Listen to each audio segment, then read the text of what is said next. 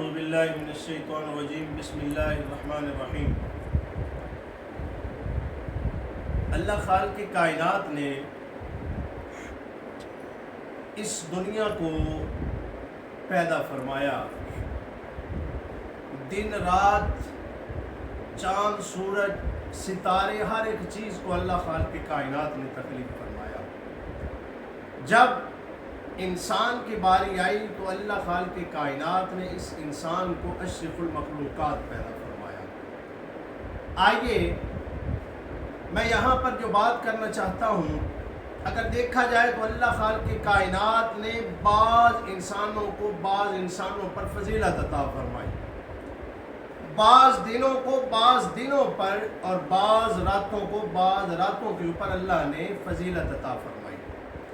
اب یہاں پر اگر دیکھا جائے تو اللہ خالق کائنات نے اسی طریقے کے ساتھ بعض مہینوں کو بعض مہینوں پر فضیلت عطا فرمائی۔ جس طریقے کے ساتھ جو یوم الحج ہے، ذی الحجہ کا جو مہینہ ہے، اس کو اللہ خالق کائنات نے دوسرے مہینوں کے اوپر فضیلت عطا فرمائی، اور اس مہینے کے جو پہلے 10 ایام ہیں ان کو اللہ خالق کائنات نے پورے باقی دنوں کے اوپر فضیلت عطا فرمائی۔ اب دیکھا جائے تو اللہ خالق کائنات نے اس کی فضیلت اور اہمیت کو قرآن کے اندر بیان فرمایا، کریم آقا علیہ الصلوۃ والسلام نے احادیث کے اندر بیان فرمایا۔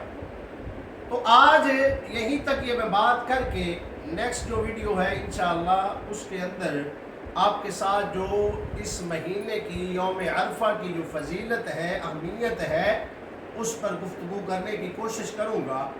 تو لہٰذا یہاں پر یہ جو 10 ایام ہیں ان کے اندر اپنے تمام جو اعمال ہیں ان کو زیادہ سے زیادہ کوشش کر کے کہ اللہ اور اس کا رسول راضی ہو جائے، ان اعمال کو کیا جائے جن کا حکم دیا گیا ہے، جن سے روکا گیا ہے ان سے رکا جائے، تاکہ ان 10 ایام میں جتنا زیادہ اجر و ثواب ہے اس کو ہم اکٹھا کر سکیں۔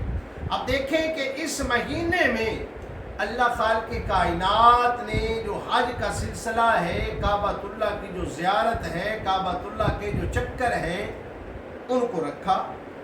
دیکھیے کہ باقی جتنے بھی دن ہیں ان کے اندر اگر کوئی حج کرنا چاہے تو حج نہیں کر سکتا۔